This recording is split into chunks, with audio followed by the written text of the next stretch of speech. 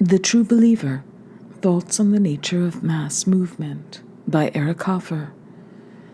Section 63.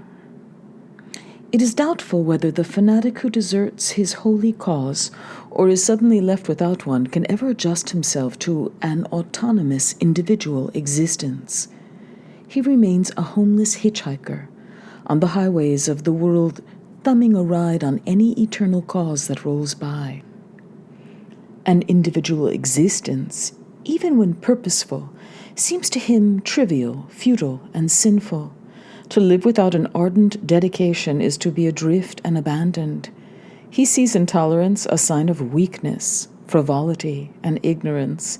He hungers for the deep assurance which comes with total surrender, with the wholehearted clinging to a creed and a cause.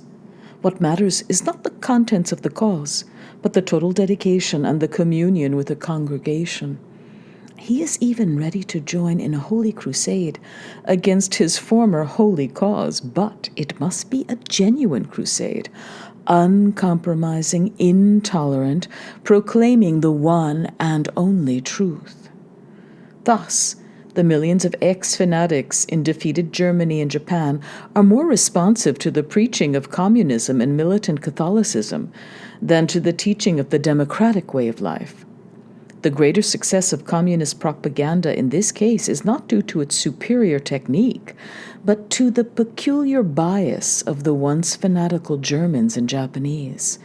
The spokesmen of democracy offer no holy cause to cling to and no corporate hole to lose oneself in.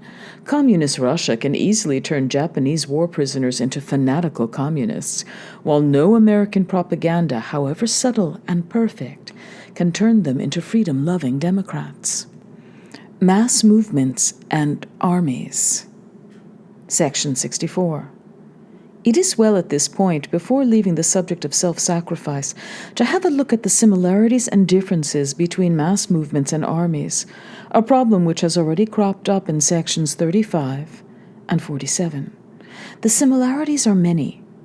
Both mass movements and armies are collective bodies. Both strip the individual of his separateness and distinctness. Both demand self-sacrifice, unquestioning obedience, and single-hearted allegiance. Both make extensive use of make-believe to promote daring and united action. See section 47. And both can serve as a refuge for the frustrated who cannot endure an autonomous existence. A military body, like the Foreign Legion, attracts many of the types who usually rush to join a new movement. It is also true that the recruiting officer, the communist agitator, and the missionary often fish simultaneously in the cesspools of Skid Row. But the differences are fundamental. An army does not come to fulfill a need for a new way of life. It is not a road to salvation. It can be used as a stick in the hand of a coercer to impose a new way of life and force it down unwilling throats, but the army is mainly an instrument devised for the preservation or expansion of an established order, old or new. It is a temporary instrument that can be assembled and taken apart at will. The mass movement, on the other hand, seems an instrument of eternity, and those who join it do so for life. The ex-soldier is a veteran, even a hero. The ex-true believer is a renegade. The army is an instrument for bolstering, protecting, and expanding the present. The mass movement comes to destroy the present. Its preoccupation is with the future, and it derives its vigor and drive from this preoccupation. When a mass movement begins to be preoccupied with the present, it means that it has arrived.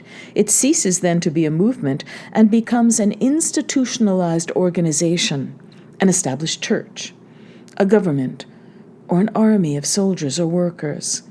The popular army, which is often an end product of a mass movement, retains many of the trappings of the movement: pious verbiage, slogans, holy symbols. But, like any other army, it is held together less by faith and enthusiasm than by the unimpassioned mechanism of drill, esprit de corps, and coercion. It soon loses the asceticism and unction of a holy congregation and displays the boisterousness and the taste for the joys of the present which is characteristic of all armies. Being an instrument of the present, an army deals mainly with the possible. Its leaders do not rely on miracles. Even when animated by fervent faith, they are open to compromise. They reckon with the possibility of defeat and know how to surrender. On the other hand, the leader of a mass movement has an overwhelming contempt for the present, for all its stubborn facts and perplexities, even those of geography and the weather. He relies on miracles. His hatred of the present, his nihilism, comes to the fore when the situation becomes desperate. He destroys his country and his people rather than surrender. The spirit of self-sacrifice within an army is fostered by devotion to duty, make-believe, esprit de corps, drill, faith in a leader, sportsmanship, the spirit of adventure, and the desire for glory. These factors, unlike those employed by a mass movement, do not spring from a deprecation of the present and a revulsion from an unwanted self. They can unfold, therefore, in a sober atmosphere. The fanatical soldier is usually a fanatic turned soldier rather than the other way around. An army's spirit of self-sacrifice is most nobly expressed in the words Sarpedon spoke to Glaucus as they stormed the Grecian wall. "O my friend, if we, leaving this war, should escape from age and death, I should not be here fighting in the van, but now, since many are the modes of death impending over us which no man can hope to shun, let us press on and give renown to other men, or win it for ourselves." The most striking difference between mass movements and armies is in their attitude to the multitude and the rabble. De Tocqueville observes that soldiers are the men who lose their heads most easily and who generally show themselves weakest on days of revolution. To the typical general, the mass is something his army would turn into if it were to fall apart. He is more aware of the inconstancy of the mass and its will to anarchy than of its readiness for self-sacrifice. He sees it as the poisonous end product of a crumbling collective body, rather than the raw material of a new world. His attitude is a mixture of fear and contempt. He knows how to suppress the mass, but not how to win it.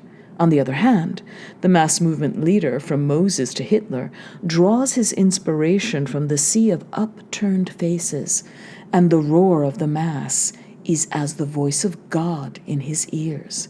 He sees an irresistible force within his reach, a force he alone can harness, and with this force he will sweep away empires and armies and all the mighty present. The face of the mass is as the face of the deep, out of which, like God, on the day of creation, he will bring forth a new world.